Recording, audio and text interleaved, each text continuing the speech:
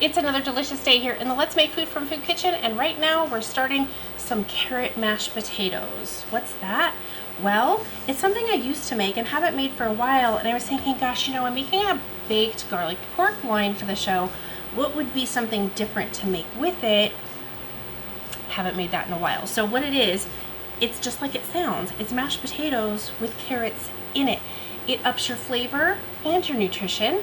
It's a great side dish. So all you need, and this is for probably 2 people, okay? So I've already peeled everything so you didn't have to sit here and watch me peel stuff. I didn't trim the ends though, I probably should have done that. No big deal. So I just need to trim the ends off my carrots. 3 medium carrots. You ever see that movie, Leap Year, where she goes to Ireland, and they're, you know, she's going to propose because he hasn't proposed, and it's this big thing. You know, there's trials and tribulations along the way, and she meets this other guy. Anyway, they're out in the garden, and they're gonna cook dinner, and they're out in the garden, and they need carrots, medium carrots, and they're picking, and she's like, what's a medium carrot anyway? And she's holding up carrots out of the garden. It's fun. You have to see the movie.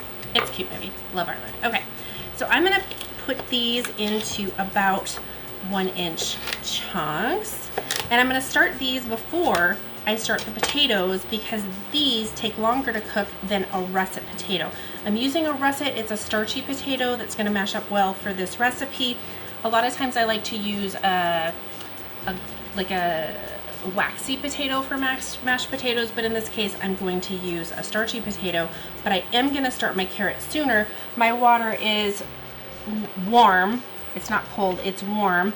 So I'm gonna wait until the water is boiling and has boiled for a minute or so before I put in the potatoes. So that's going. I'm gonna go ahead and cut up my potatoes. And I'm doing larger chunks because I don't want it to cook super fast. I wanna make sure that my carrots get cooked enough to break down. They still won't mash up as well as the potatoes will, but that's okay. It gives our mashed potatoes some texture.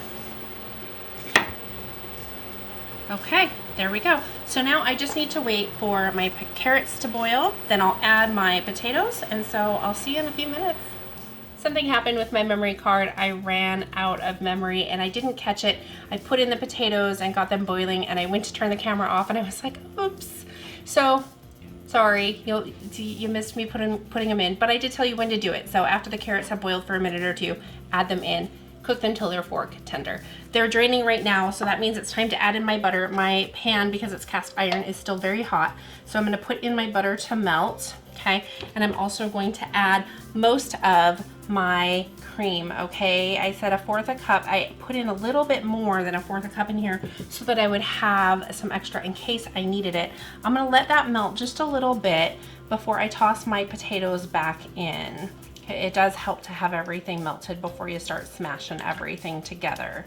So give me just a sec for that. And I'm gonna move this over to the center once I have this melted. Okay, I'm gonna go ahead and dump this back in there.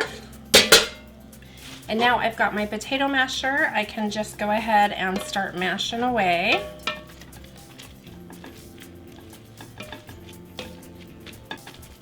And this is kind of where I'm already at.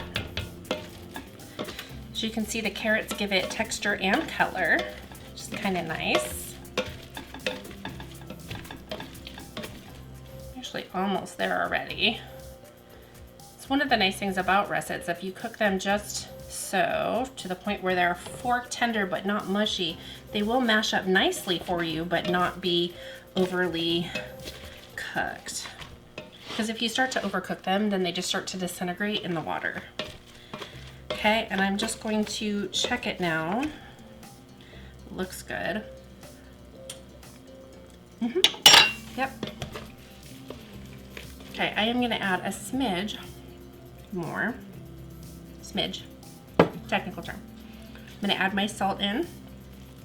Okay, and I'm gonna add dill. Dill adds flavor and color. Okay, I'm gonna stir all that together, and then I'm gonna spoon it into my serving dish. Okay, but I do want to stop using the masher because I'm done mashing.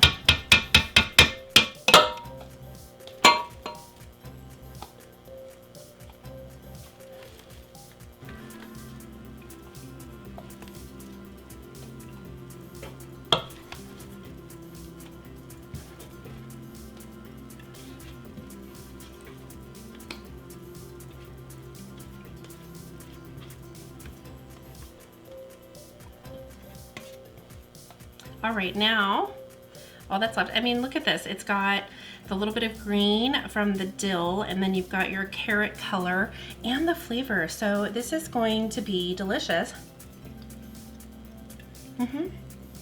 It's delicious. Yummy. If you only want to do a potato and a protein, this is it. Those carrots give that extra bit of nutrition, texture, color, flavor. It's all right here. The dill gives it another layer of flavor. If you don't like dill, just leave it out. Totally fine. This is going to be a great addition to my baked garlic pork loin coming up in the next video. Is there something you'd like to see me make? Tell me what it is down below in the comments. Thanks for joining me today for another kitchen adventure. From my kitchen to yours, let's make food from food. That's one board.